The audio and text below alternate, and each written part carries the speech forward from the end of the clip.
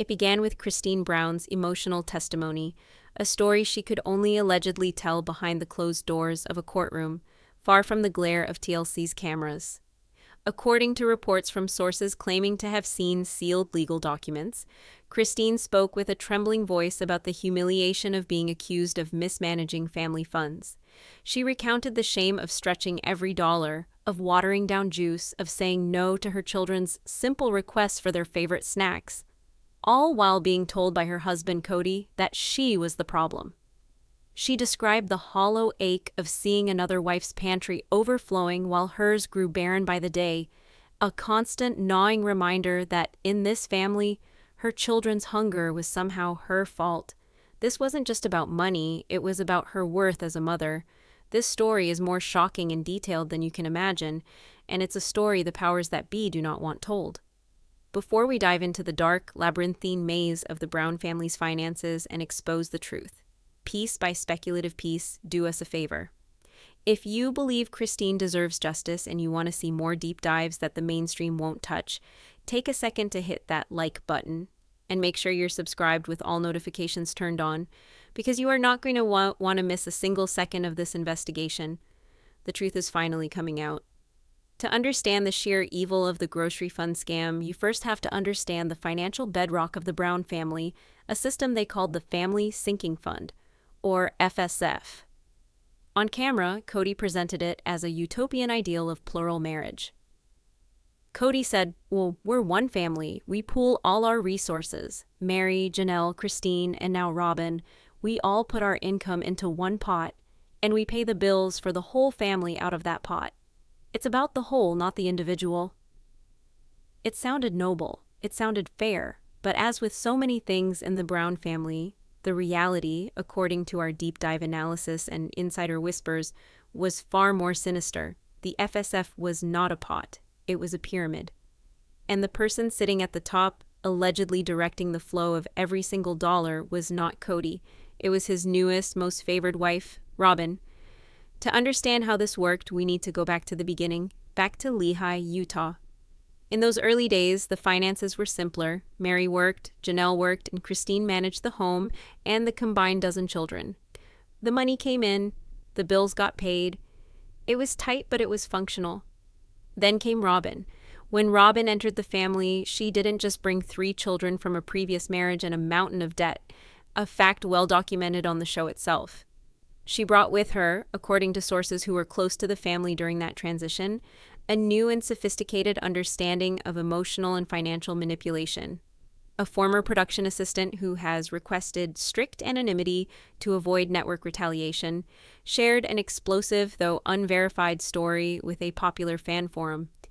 They claimed that within months of her spiritual marriage, Robyn had positioned herself as the family's de facto chief financial officer. She didn't do it openly. That wasn't her style. She did it through Kody. The source alleged Robyn would present herself as the one who was most concerned about the family's financial health. She would sit with Kody late at night, a calculator in hand, and help him with the budget. She'd use language like, "Honey, we have to protect the family, and we need to be smart about this." But every suggestion, every concern, was a chess move designed to consolidate financial power. This is where the seeds of the Kody is irresponsible narrative were allegedly planted. Think about it. Kody, with 6 biological children, naturally had the highest household expenses, more mouths to feed, more clothes to buy, more school supplies needed. From a purely logical standpoint, her share of the family pot should have been the largest.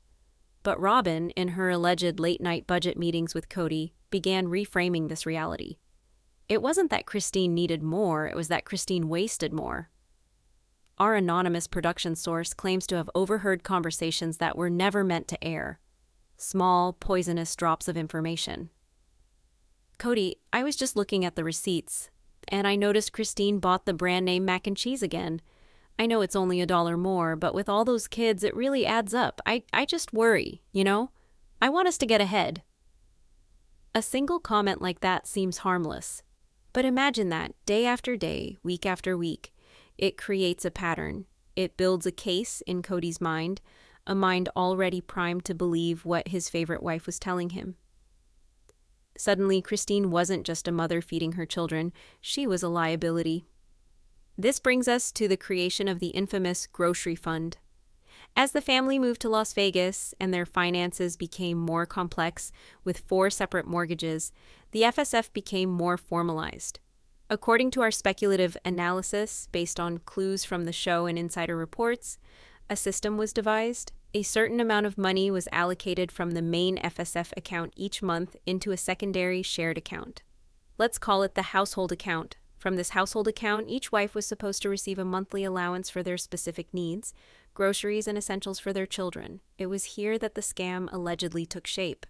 The initial proposal, sources claim, was to give each wife a set amount of cash. Simple, clean, easy to track. But Robyn allegedly argued against this. Robyn said, "Cash is just so messy, honey. It can get lost. It's impossible to track our family budget. What if we had a dedicated account? Just one account for groceries. We could all have debit cards for it. That way we can see exactly where the money is going and make sure everyone is being responsible." On the surface, it sounded brilliant. It sounded modern and transparent. Kody, a man who loved the idea of control and systems, reportedly loved it. The other wives, trusting in the family-first principle, agreed. They had no reason to suspect a trap was being laid. So, the grocery fund account was created. Let's say, for the sake of this deep dive, that $4,000 was deposited into it on the 1st of every month. Each of the 4 wives had a debit card. The rule was clear. This account was for groceries, cleaning supplies, and basic necessities for the children. Nothing else. But here is the crucial diabolical twist that our investigation has uncovered. According to a source who claims to have connections to a former Brown family financial advisor, Robyn was given a special unstated role. She was made the unofficial monitor of the account. She was the one who would check the statements to help Kody keep things on track. In reality, she was given the keys to the kingdom, and she allegedly began to weaponize it against Christine immediately. The first phase was psychological. Reports from fan blogs, often citing friends of the older Brown children, paint a chilling picture. Christine would go to the store, carefully calculating every purchase.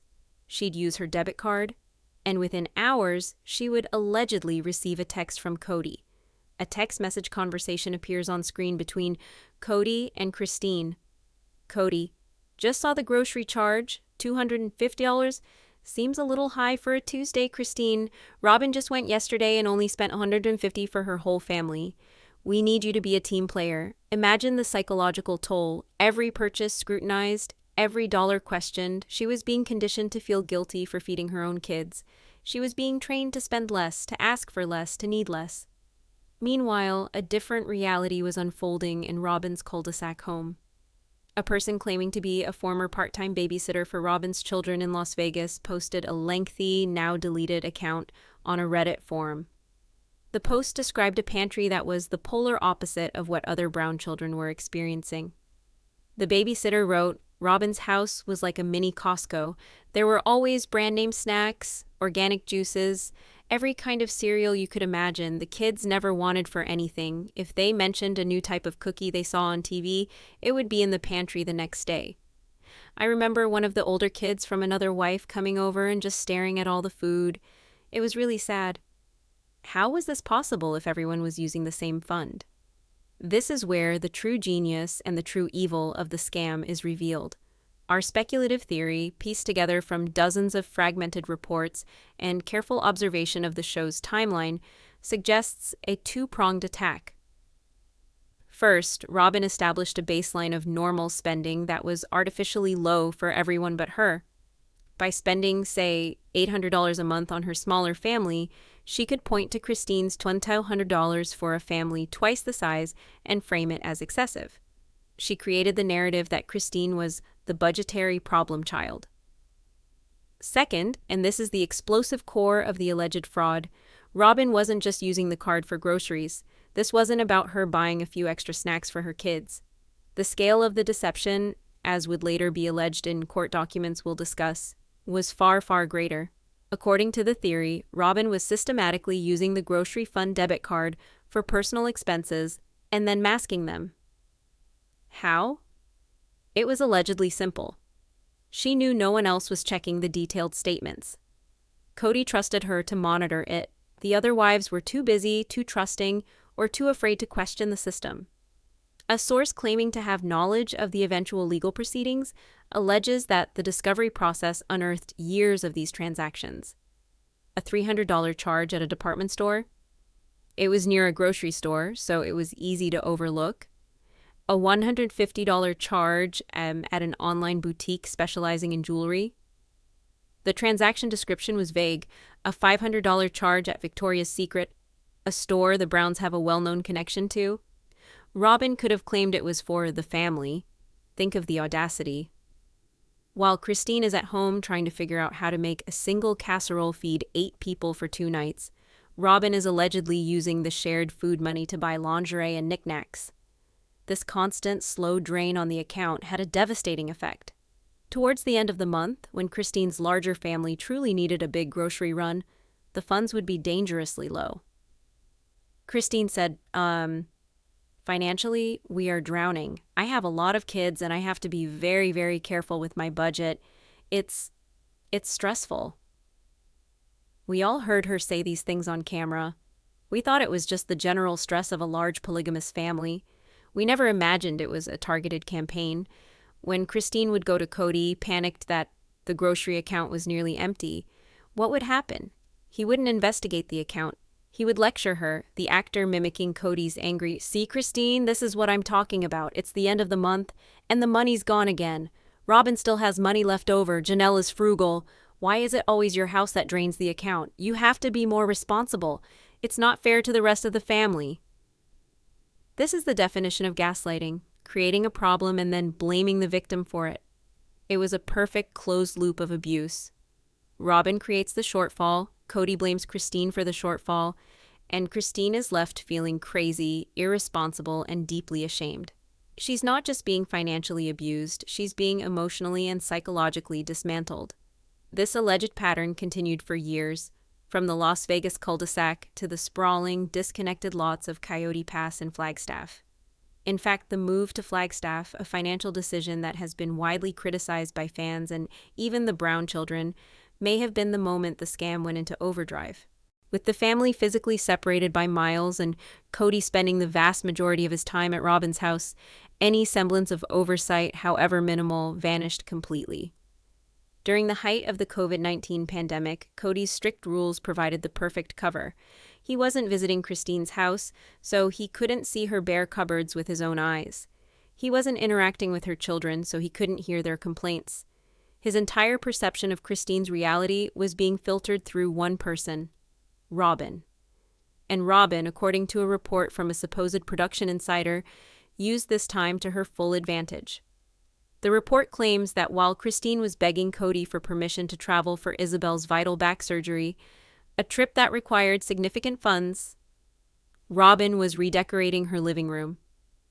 The source claims there were boxes arriving at Robyn's house constantly during lockdown, from Wayfair, from Pottery Barn, from all these expensive places.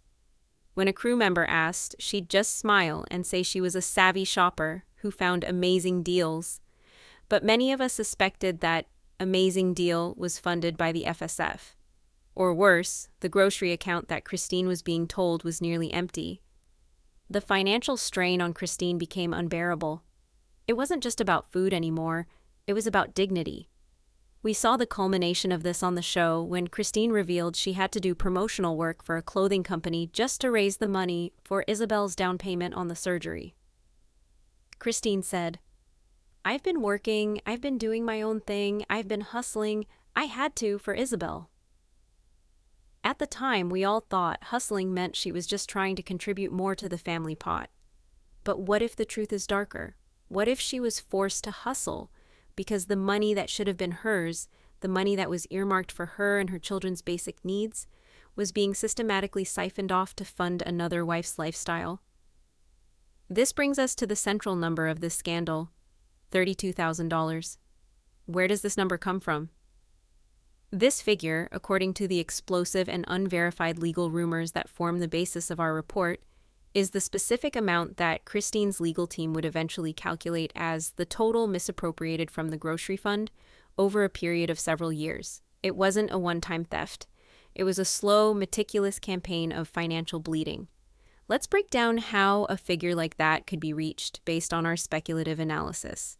Assume for a moment that Robyn was skimming an average of just $400 a month.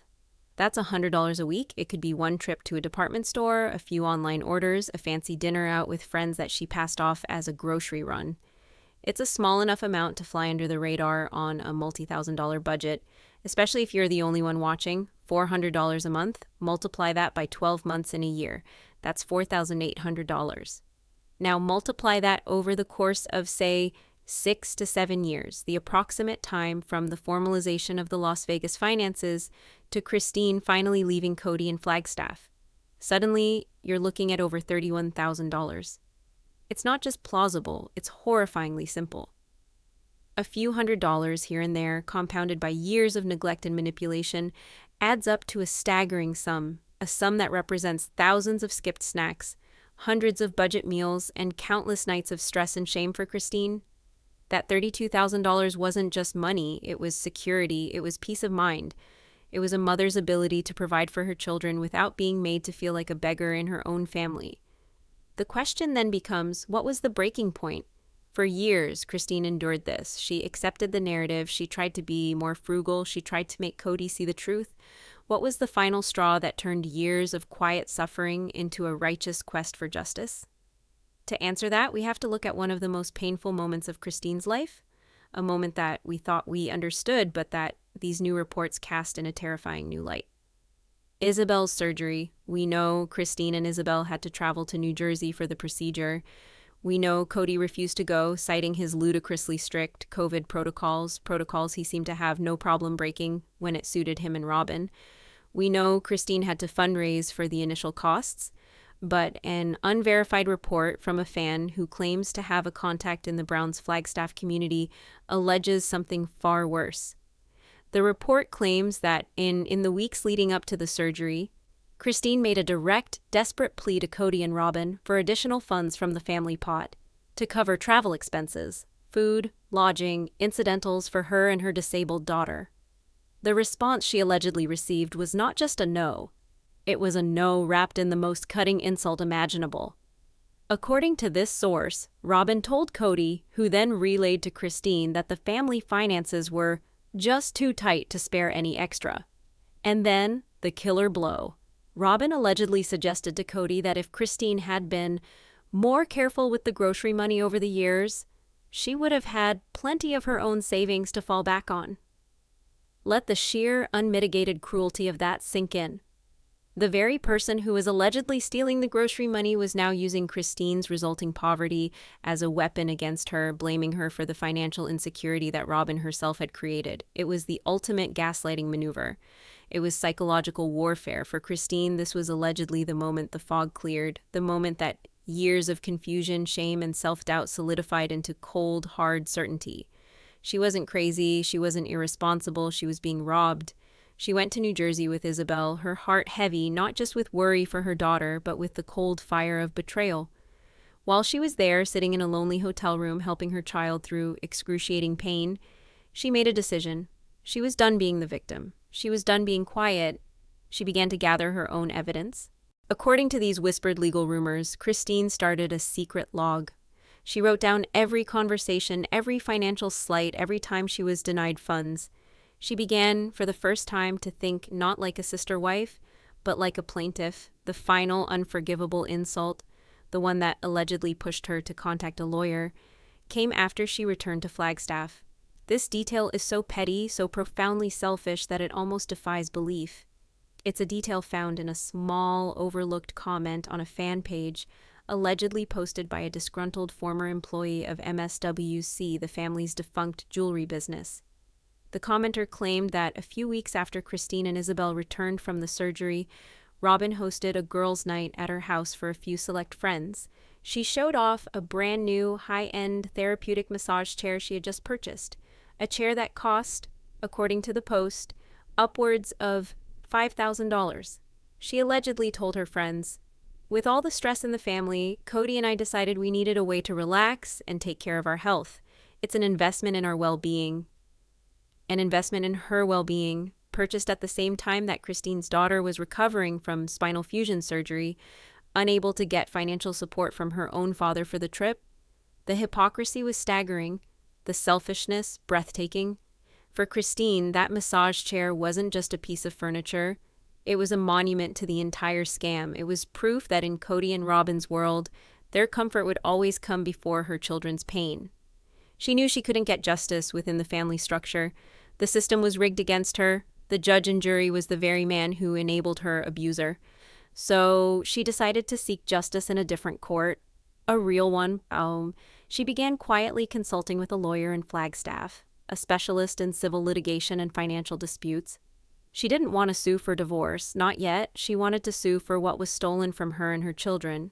She wanted to reclaim the $32,000. This wasn't about the money anymore.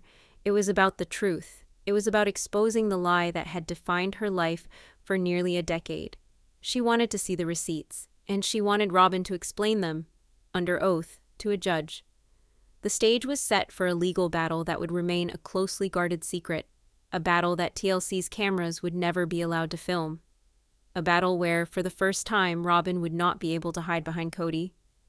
A battle that would culminate in a single devastating piece of evidence that would bring the entire house of cards crashing down. The war for Christine's soul was over. The war for her money had just begun. What follows is a speculative reconstruction of the secret court battle that the Brown family allegedly fought to keep hidden from the world. This account is based on insider reports, theories from legal analysts who have studied the family, and whispers from sources claiming to have seen sealed documents. This is the story of Christine versus Robyn, the trial of the receipts. The legal action, according to our sources, was a civil suit. It wasn't a divorce proceeding. It was a claim for conversion and intentional infliction of emotional distress. In plain English, conversion is the wrongful use of another person's property. Christine's legal team was arguing that the money in the grocery fund was jointly owned property, and Robyn had wrongfully converted a portion of it, specifically $32,000, for her own personal use. The emotional distress claim was for the years of gaslighting and humiliation she suffered as a direct result of this financial abuse. Filing this suit was an act of war. It bypassed the family's internal Kody-controlled justice system and took the fight to a neutral ground where tears and manipulation wouldn't work. Here, only facts and evidence would matter. The initial phase of any lawsuit is called discovery, where both sides must exchange evidence. According to a source who claims to be familiar with the legal strategy, Robyn's initial response was one of arrogant dismissal. She and Kody allegedly believed they could shut it down quickly. They saw it as just another one of Christine's dramas. Their legal team's first move, reportedly, was to file a motion to dismiss, arguing that as a plural family with pooled resources, there could be no such thing as theft between them. It was all family money. This is where Christine's lawyer played their first brilliant card. They argued that the very existence of the grocery fund account with its specific rules that Robyn herself had allegedly championed, proved that this money was, in fact, segregated for a specific purpose. It was not just a free-for-all pot of cash. By creating the fund, the family had created a contract and agreement, and Robyn had broken it. The judge agreed. The motion to dismiss was denied. The case would proceed. The color, sources say, drained from Robyn's face when she heard the news. For the first time, her control was slipping. Now she would have to turn over the evidence Christine's team demanded, years of detailed bank statements for the grocery fund account, along with her own personal credit card and bank statements to show where the money went. The discovery phase was about to unearth the truth she had allegedly kept buried for years. The months that followed were a flurry of legal maneuvers. Robyn's team allegedly tried every trick in the book to delay and obstruct. They produced redacted documents. They claimed records were lost. But Christine's lawyer was relentless. They filed motions to compel, forcing Robyn to produce every last receipt, every last statement. As Christine's legal team pieced together the puzzle, the picture that emerged was reportedly even more shocking than they had imagined. It wasn't just a few personal purchases. It was a lifestyle funded by deception. Our source, the one with alleged knowledge of the legal proceedings, described a mountain of evidence. Let's look at some of the alleged bombshells uncovered during this discovery phase. The team found dozens of charges to Victoria's Secret and its associated brands, totaling thousands of dollars, all made with the grocery fund debit card. When questioned in a deposition, a sworn testimony given before a trial, Robyn allegedly claimed they were gifts for the whole family or things for Kody. But Christine's lawyer had a follow-up. They produced Robyn's personal credit card statements for the same period, which showed virtually no spending at these stores. The implication was clear. Why would she use the shared food money for these purchases if she had her own means? The answer was simple. She wasn't using her own money. She was using Christine's. The bank statements allegedly revealed a pattern of frequent high-value purchases from online retailers like QVC, Amazon, and various home decor websites. What was damning was the timing. There would be a large deposit into the grocery fund on the first of the month. Within days, before the other wives had even done their major shopping, a significant chunk of money would be spent on these online sprees, often on items shipped directly to Robyn's address. She was, in effect, taking her cut right off the top before anyone else had a chance. This was perhaps the most sophisticated part of the alleged fraud. The legal team discovered a pattern of unusual transactions. Robyn would make a large purchase, say $500 for a piece of furniture, on her personal credit card. A few days later, a series of smaller, odd-numbered charges would appear on the grocery fund debit card. $87.54, $112.31, $94.88, $121.10, $84.17. When added up, they totaled exactly $500. The theory presented by Christine's team was that Robyn was using the grocery fund to secretly reimburse herself for her personal spending. She would make small, innocuous-looking grocery purchases to mask the true total, effectively laundering her personal expenses through the family's food budget. It was calculated, deliberate, and almost impossible to spot unless you were looking for it. With this mountain of evidence, the case moved towards a trial. Robyn and Kody, realizing they could no longer hide, allegedly pushed for a settlement. They wanted this to go away quietly. They offered Christine a small sum. Sources whisper it was around $10,000, and a non-disclosure agreement that would silence her forever. Christine refused. This was never just about the money, it was about validation. It was about a public, or at least a legal acknowledgement of the truth. She wanted her day in court. And so, on a day that will live in Sister Wives' infamy, albeit secretly, the trial began. The courtroom was a sealed session. No cameras, no public, just the judge, the lawyers, Christine, Robyn, and Kody, who was there as a witness for his fourth wife. Robyn took the stand first. Her strategy was exactly what you would expect. She cried, she played the victim, she presented herself as the family peacemaker, the one who tried so hard to keep everyone together. The actor mimicking Robyn's tearful defensive testimony. "I would never, ever steal from my family. It's all family money. I love my sister's wives. I love Christine. I don't understand why she's doing this. I was just trying to be careful with the budget Kody put me in charge of. Maybe I made a few mistakes. I'm not a perfect accountant, but my heart was always in the right place. I was just trying to protect our family." She tried to paint Christine as bitter and jealous, someone who was lashing out because Kody no longer loved her. It was a masterclass in deflection. For a moment, it seemed like it might even work. The judge was a man, and Robyn was a compelling, tearful woman. Then it was time for cross-examination. Christine's lawyer stood up, a thick binder in his hands. The atmosphere in the room, according to our source, shifted instantly. The performance was over. It was time for the facts. The lawyer walked Robyn step by step through the evidence. He was calm, methodical, and ruthless. Actor as a calm male lawyer. "Mrs. Brown, let's turn our attention to Exhibit A, the statement for the grocery fund account from May of 2018. Do you see the charge here for $415.72 from MSWC Online?" Robyn's voice, flustered. I believe that was for inventory for our family business." Lawyer. "Inventory? Mrs. Brown, wasn't the protocol to use the dedicated business account for all MSWC expenses?" Robyn. "It was an emergency. We needed the stock quickly." Lawyer. "An emergency, I see. And let's look at Exhibit B, your personal shipping records for that same week. It shows a package from MSWC containing 3 bracelets and a necklace delivered to the address of your childhood friend in Montana. Was that inventory, Mrs. Brown? Or was it a birthday gift you paid for with your family's food money? The room was silent. Robyn, for the first time, had no answer. She stammered. She looked to Kody, but he couldn't help her. The lawyer continued, relentlessly, for hours.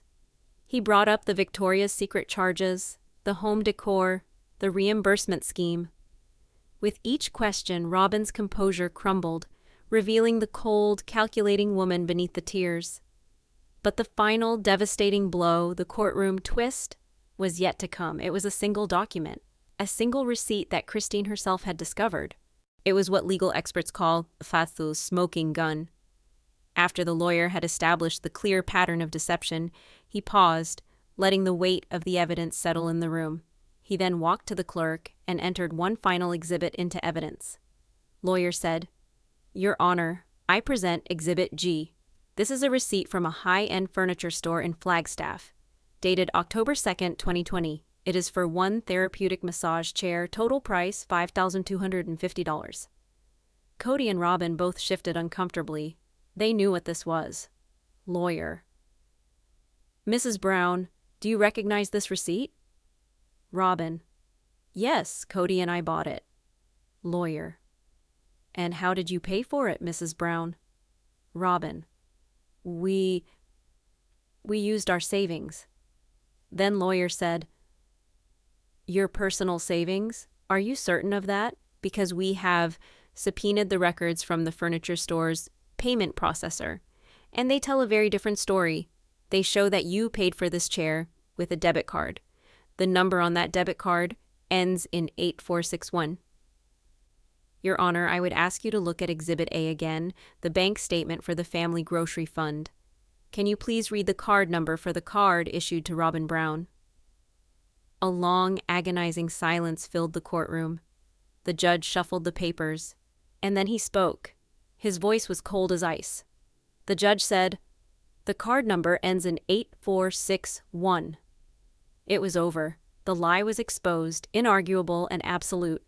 She had bought a $5,000 luxury massage chair with the grocery money. The same grocery money she had told Christine was too empty to properly feed her children. The same family fund she claimed was too tight to help pay for Isabel's surgery trip. It was the ultimate act of selfish cruelty, and now it was laid bare in a court of law.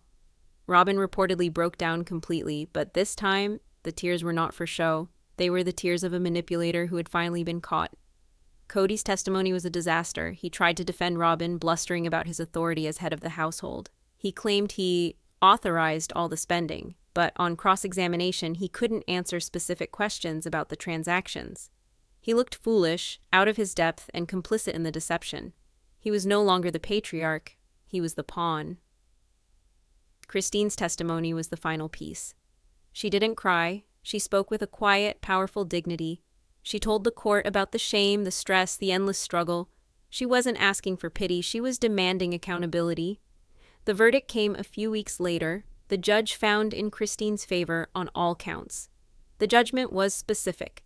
The judge ordered Robyn and Kody Brown jointly to pay Christine Brown the full sum of $32,000 for the misappropriated funds. But he went a step further, citing the clear and convincing evidence of a prolonged campaign of deception and emotional manipulation. He awarded Christine an additional sum for emotional harm. While the exact figure is sealed, sources speculate it brought the total award to nearly $50,000. The $32,000 judgment wasn't about making Christine rich. It was a small amount in the grand scheme of the family's assets. But it was a deeply symbolic victory. It was the court officially stating that her pain was real. Her struggle was valid. The gaslighting was not in her head. She was not the problem. It was the ultimate validation. The fallout from this secret trial, according to our speculative analysis, explains everything that happened next. It explains the sudden, cold finality of Christine's decision to leave. It explains the sheer venom Kody has for her in the seasons that followed. It wasn't just about her leaving the faith or the family. It was about her exposing the truth. She had held up a mirror to him and Robyn, and they could never forgive her for what they saw. This secret court case is the missing piece of the sister wives puzzle. It reframes every scene, every argument, every tear we've seen for the past several years. Christine's departure wasn't a whim. It was the calculated escape of a woman who had fought a secret war and won. She took the money, her money finally returned to her, and she built a new life. A life where her pantry is always full, a life where her children are provided for, not by a committee, but by their mother, a life free from financial abuse and psychological games. The grocery fund scandal is a story of petty cruelty and grand deception, but ultimately, it's a story of resilience. It's the story of how a $32,000 lie intended to break a woman ended up exposing Robyn's true nature and setting Christine Brown free. What do you think? Do you believe this secret court battle happened? Let us know your theories in the comments below, and if you believe in the truth, make sure you are subscribed for more exclusive deep dives. For now, this is our investigation into the grocery fund scandal signing off.